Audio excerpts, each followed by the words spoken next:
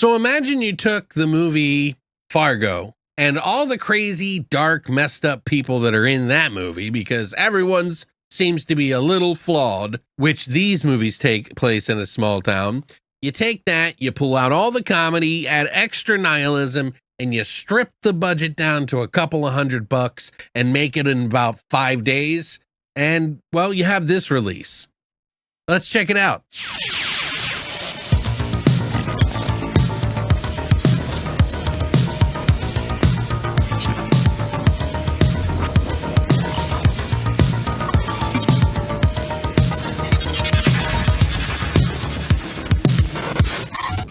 What's up, guys, and welcome back to Beyond the Void Horror Podcast. My name is Alex, and today we're going to be doing a spoiler-free review and an unboxing of Synapse's intensely independent, the micro-budget films of Blake Eckard, which is a micro-budget film collection of 2 of his movies, and it's coming out. But yeah, there's 2 movies in it that I'm going to talk about.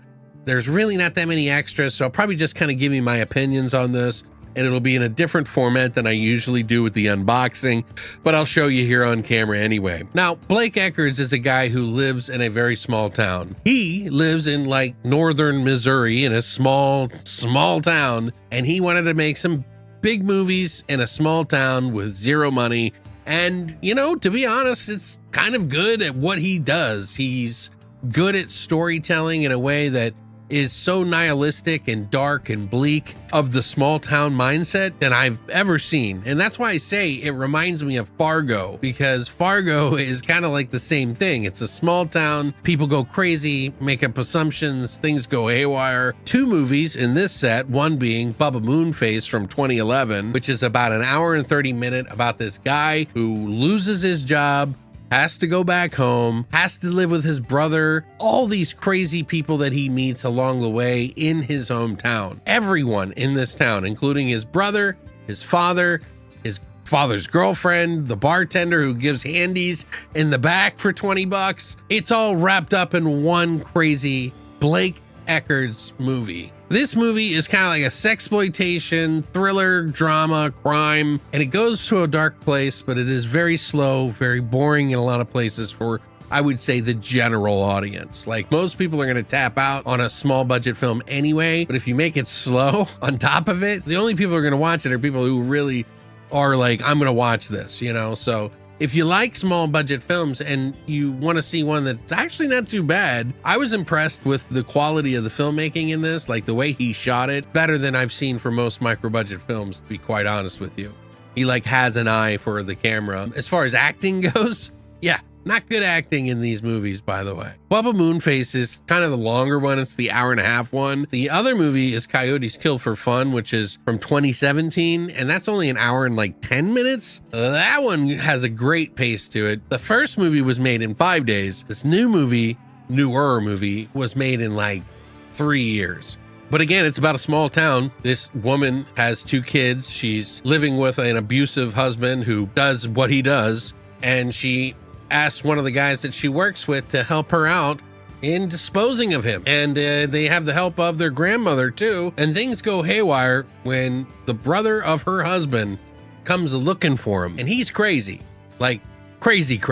You can feel the kind of tension with this guy in the movie. And it kind of jumps around. There's a kind of like a time jumpy thing. It has a very Pulp Fiction-y kind of feel in this one. It definitely has a faster pace to it. Again, the acting is not stellar, but this one's a little bit more tolerable, I would say. It is different, you know, than the other film too. So again, these are micro budget films. I don't know what to rate them really. For a micro budget film, it's actually pretty competent for a crime drama. Just imagine sexploitation, crime, serial killer kind of thing. And it just shows the underbelly of a small town. So the first movie I would say is like a 4, and this one I would say is like a 5.5. We're talking micro budget films here, guys. So, you know, but I'm just being honest. I have to give my honest opinion. It's not going to be for a lot of people. Most people are going to hate it and think it's a 1. But for those of you who want to be a little adventurous and want to check out what someone can do with a camera and maybe be inspired, because this isn't half bad filmmaking. But yeah, I'm going to get into some of the extras in this disc here now.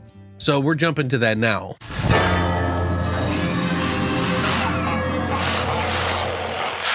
I'm going to jump into the extras on this. Now I'm going to do it a little differently. I don't think we need all the extra stuff because there really isn't all that much on this set here. We get a audio commentary of Bubba Moon Face, and we also get a video, which is kind of a two-parter with Jost on Eckard. It's a video interview with indie film legend John Jost, who befriended Blake Eckard. John Jost doesn't necessarily like his films, but he admires Blake Eckard as a storyteller in a way. He doesn't get into the subject matter. He appreciates him for a filmmaker, his tenacity, and his continuing efforts into wanting to be a filmmaker in a small town. And we also get this like book here, which comes inside by Andrew Wyatt.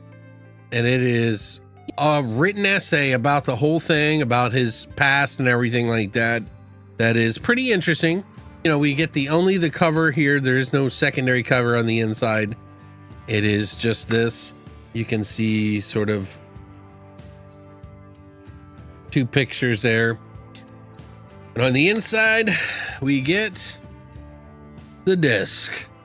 I try to be as honest as I can possibly be. For me, this just wasn't a thing that I really enjoyed, but I can see the appeal to some people who are wanting to make cinema because there is some good ideas in here. It just wasn't my particular taste. But yeah, what do you guys think? Have you heard of Blake Eckard? Have you seen any of his other films? Have you seen these films? And are you a fan and are going to pick it up? There's definitely something to be said about the way that this guy made movies, and I'm glad that I got a chance to check it out. And I'm very thankful that MVD and Synapse sent that out to me. You know, I think it's interesting that Synapse puts this kind of film out because I know it's a very niche thing, and I know they know it's a very niche thing, but you know, in some ways, maybe you might not like the movies or you may not resonate with them, but I found like the story of this guy and kind of like everything that he did and how he did it very interesting, and it just kind of interests me how people get involved into movie making and what they like in their little corner and their little small North Missouri town. It's interesting that I'm holding this in my hand.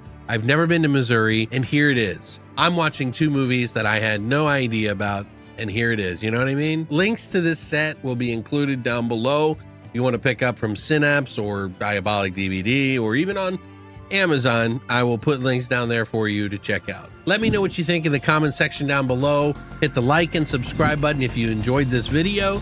And as always, long live the void.